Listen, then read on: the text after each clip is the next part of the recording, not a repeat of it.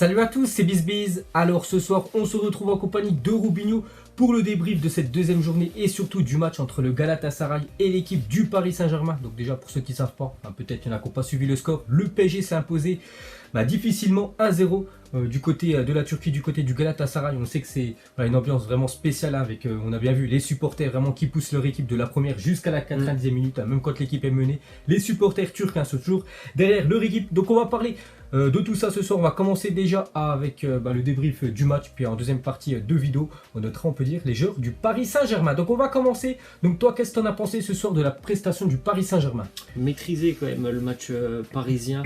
Après, bon, c'est pas le même match qu'on a vu il y a 2 semaines face au Real Madrid, mais ils avaient bien abordé les 15 premières minutes. Les Parisiens, ils ont très bien rentré dans leur match. Après, les Turcs sont bien revenus et ça a été une fin de première période un petit peu hachée avec beaucoup de fautes où le Paris Saint-Germain n'a pas fait grand-chose sur la fin de première période, mais vraiment le bon début de match. Et en seconde période, je pense qu'ils ont remis la main mise sur le ballon. Techniquement, ils ont montré quand même sur tous les 90 minutes qu'ils étaient largement au-dessus des Turcs, et ça a fini par payer parce qu'il y avait quand même des grosses largesses défensives du côté des Turcs qui laissaient quand même beaucoup d'espace, et face à des attaquants assez rapides du côté de Paris, ça a fini par payer pour les Parisiens.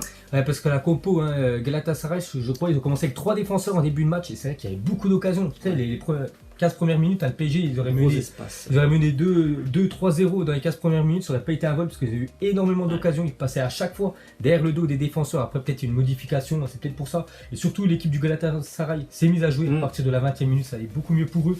Mais sinon, si on regarde bien, niveau occasion, j'ai plus les stats en tête, niveau tir cadré, le PSG largement au-dessus à 18-7. Voilà, 18-7.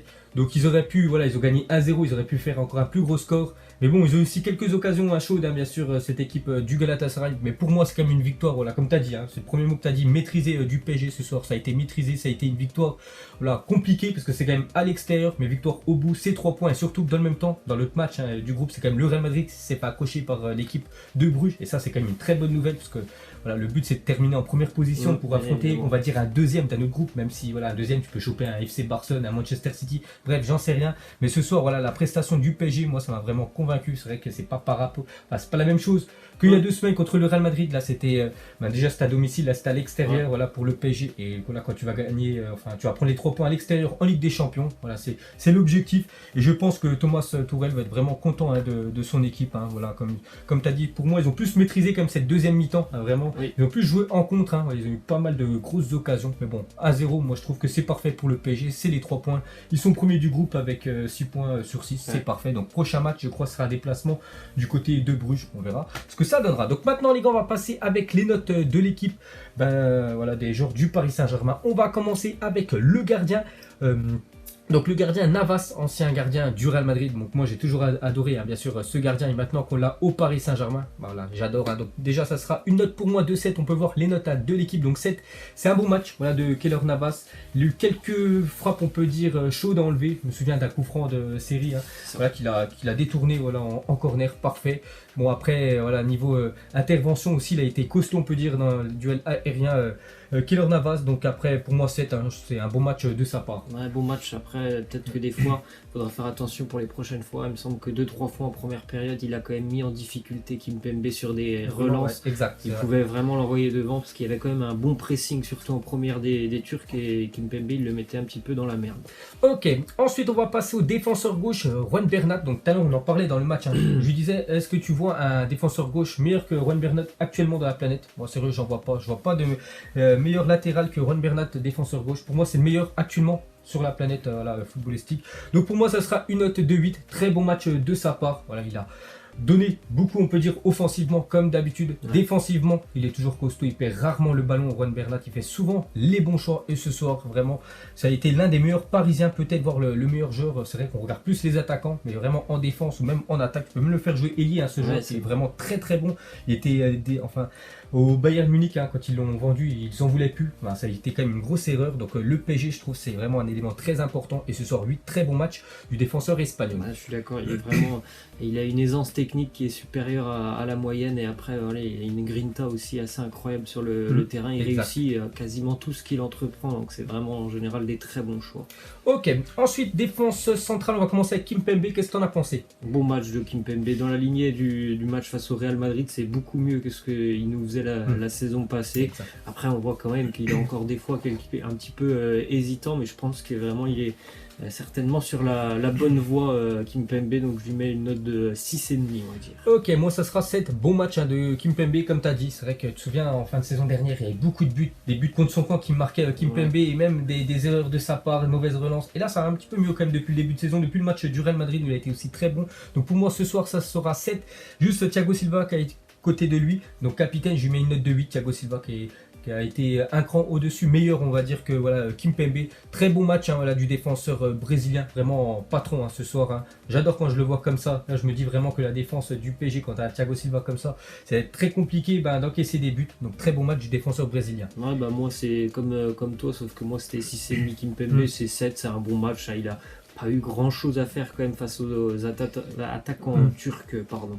Ok, ensuite défenseur droit, Meunier, qu'est-ce que t'en as pensé? Lui aussi c'est vraiment encore une fois je trouve un bon match, c'est quelqu'un qui prend son côté, qui est aussi vraiment quelqu'un qui apporte beaucoup offensivement sur son côté, quelqu'un qui a aussi beaucoup d'envie, ça se voit directement, il réussit pas tout ce qu'il fait mais franchement il est généreux dans l'effort et aujourd'hui il a fait un très bon match aussi, je lui mets une note de 6. Ok, donc moi ça sera 7, un bon match de Thomas Meunier comme tu as dit, un peu comme Ron Bernat, mais bon je préfère quand même Bernat largement à Meunier, parce qu'il est plus juste on peut dire dans ses derniers gestes, tout ça, donc voilà c'est quand même des très bonnes notes on peut dire pour les défenseurs parisiens qui ont vraiment quand même géré, on peut dire les attaquants du Galatasaray. Ensuite en 6 en sentinelle c'est Marquinhos, n'oubliez pas que Marquinhos de base c'est un défenseur central, donc là il l'a fait jouer numéro 6, il dépanne de temps en temps, il a encore fait un bon match, mais par rapport aux autres on va dire milieu, même aux autres joueurs, plus en retrait, il était un peu moins bon, mais bon ça reste quand même un très bon joueur.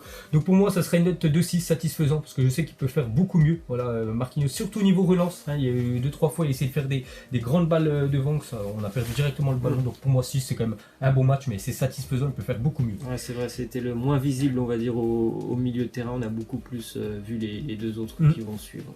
Ok, ensuite Marco Verratti, qu'est-ce que tu en as pensé ce soir? Tout comme d'habitude, Verratti quand il est dans un grand jour ça se voit directement et on l'a vu aujourd'hui, ça a été encore une fois du bon Marco Verratti qui a bien lâché le ballon assez rapidement, ce que j'ai trouvé aujourd'hui. Il a tendance quand même à souvent la conserver, mais aujourd'hui j'ai trouvé que ça partait assez rapidement. Fluide, on va dire. Fluide, voilà. Donc c'était très très bien, un bon match, 7.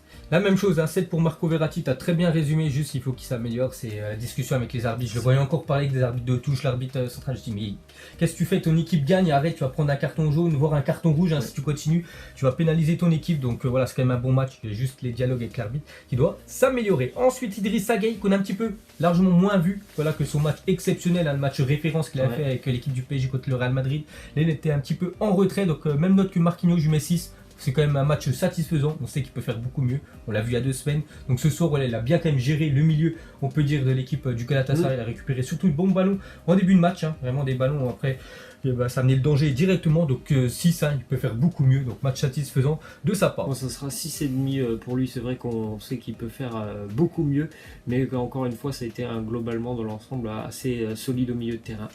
Ensuite, on va passer avec les 3 attaquants. On va commencer en ailier gauche, Angel Di Maria, qui est pour moi, je crois, le meilleur joueur parisien depuis le début de saison. Vraiment, si on compte tous les matchs, c'est vraiment le plus régulier. C'est vrai qu'il tente beaucoup. Voilà, Angel Di Maria, il perd beaucoup de ballons, comme ce soir, il a perdu beaucoup de ballons. Mais voilà, il provoque, bien sûr, c'est ce qu'on aime. Rien que le match par rapport contre le Real Madrid, il a quand même marqué un doublé. Di Maria, ce soir, on peut voir qu'il a fait quelques percées. Bon, après, voilà, comme je t'ai dit, il perd souvent le ballon parce qu'il provoque. Mais voilà, ça reste un joueur quand même hors norme, et pour moi ça sera une note de 7, bon match de sa part. Moi ça sera plutôt 6, il avait très très bien démarré sur la grosse période des 15 premières minutes et après c'était beaucoup plus compliqué pour lui, surtout sur la fin de première mi-temps où il a perdu là énormément de ballons. Ok, ensuite Icardi, le buteur, l'unique buteur de la rencontre. Qu'est-ce que tu en as pensé de sa prestation? On l'a pas vu beaucoup dans le jeu, Mauro Icardi. Après, il est récompensé parce qu'il est au bon endroit, au bon moment pour scorer. Ça va lui faire du bien, mais on sait aussi que lui, normalement, il va peser beaucoup plus dans le jeu. On l'avait d'ailleurs beaucoup vu peser face au Real Madrid, dos au jeu. Ce soir, ça n'a pas été le cas, mais bon, il a marqué, donc 7. Donc pour moi, voilà, il n'aurait pas mis son but, ça aurait été un match moyen. On sait qu'il peut faire beaucoup mieux. Voilà, Icardi, l'un des meilleurs numéro 9 de la planète. Et voilà, dès qu'il a marqué, bien sûr, il prend un point en plus. Donc pour moi, voilà, ça sera 6 pour Icardi, satisfaisant. Bon, il peut faire beaucoup mieux l'attaquant argentin. Bon, après son but, il a juste à mettre le pied. Il était là, comme tu as dit, il était là au bon endroit. Donc parfait pour lui. On va terminer avec Pablo Sarabia. Donc moi, genre vraiment qui me déçoit depuis le début de saison. Même si ce soir, voilà, c'est comme lui qui fait la passe D pour Icardi. Mais vraiment, il me déçoit parce que je sais que là, les saisons précédentes, quand il était du côté de Séville, c'était vraiment un très bon joueur.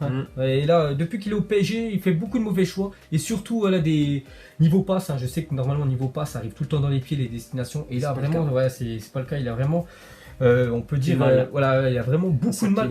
Voilà, c'est ça. Donc pour moi, ça sera 6 parce qu'il peut faire beaucoup mieux. Donc ça sera un match satisfaisant quand même de sa part parce qu'il a quand même fait la passe D pour Icardi. Je suis d'accord, je lui mets 6 aussi parce que franchement, pour un joueur qu'on connaît et qui doit apporter une certaine touche technique au Paris Saint-Germain, c'est assez décevant parce qu'il perd beaucoup de ballons. Il est un petit peu aussi, justement, il manque de justesse dans sa technicité, donc ça apporte pas beaucoup offensivement.